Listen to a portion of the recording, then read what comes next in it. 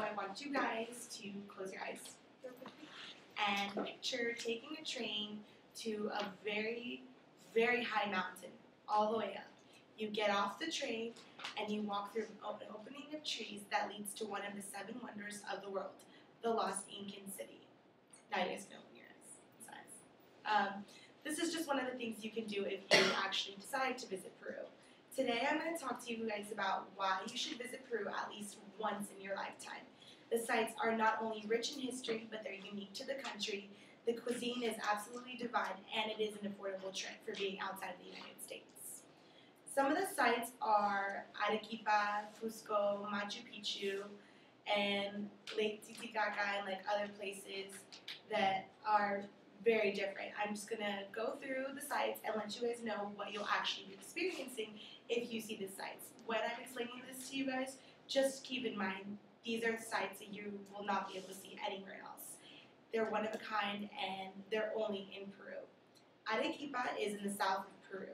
It's remnant of the Spanish conquest through the architecture of its buildings, and that's what it's known for because of the Spanish conquerors. A lot of the influence is in the architecture, so that's one of the main things that you'll be seeing there.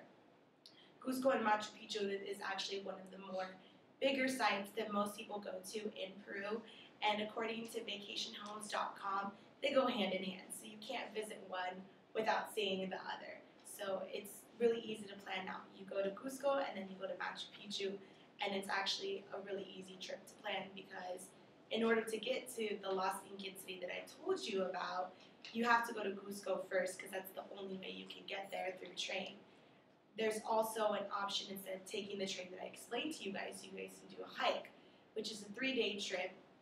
And I've personally done both of them, and you should do the 3-day hike trip in your youth because when you get older, your body probably won't be able to handle it. But it's honestly amazing.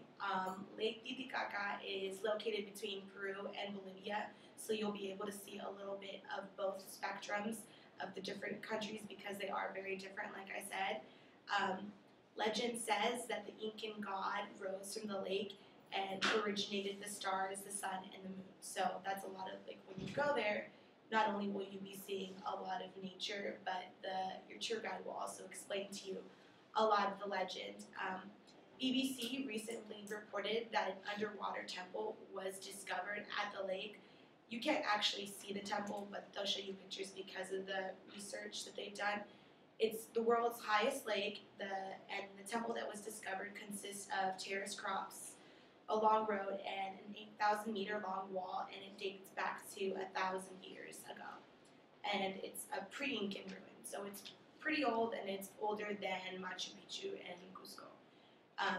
When they were actually doing the dives and discoveries that they made, it took a team of 30 members and 200 dives in total to actually excavate everything that they had. There's also the Nazca lines, which are engravings into the earth in shapes of animals or insects that range from the size of 460 kilometers. They're not actually sure how these shapes showed up on the earth, but if you were to visit it, you would have to take like an aerial view of it and get on a plane and everything and see it, and it looks just like insects and things like that, but they haven't discovered as to how they ended up there. So it's just another mystery that Peru has to offer.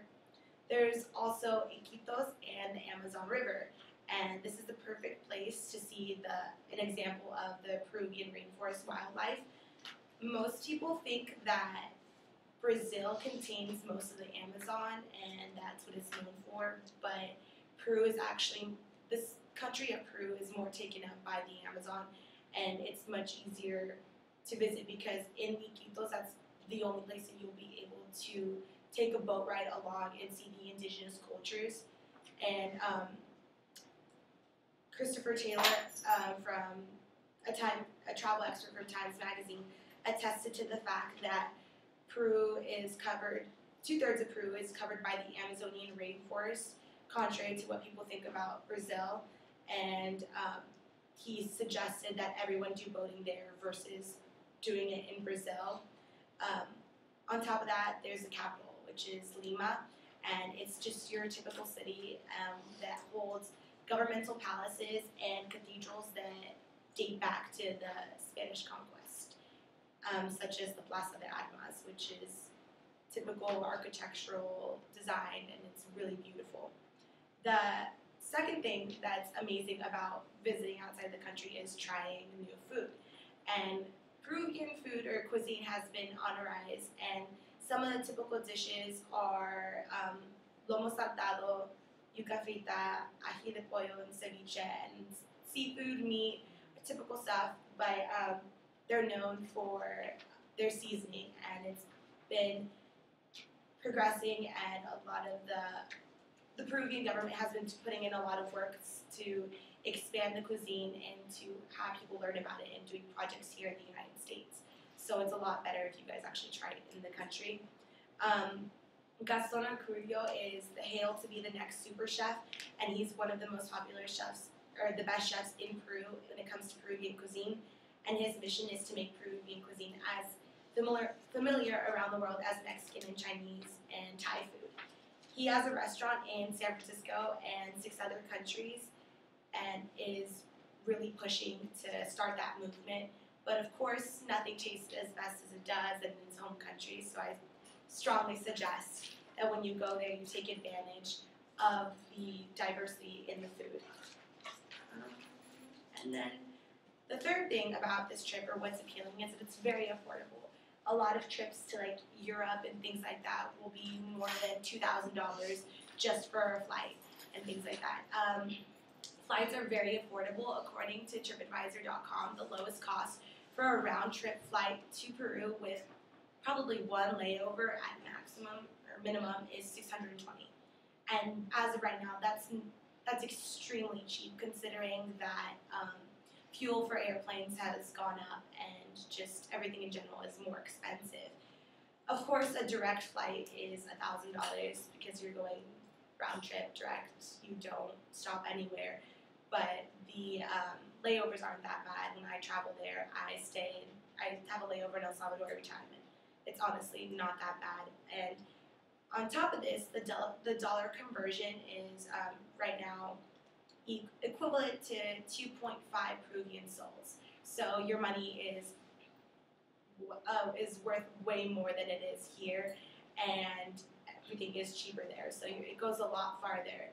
And with this, in conclusion, I hope that if you guys are given the opportunity to travel abroad, I hope that you will travel to Peru because of all the amazing sights, the traditional cuisine, and the affordability of the overall trip.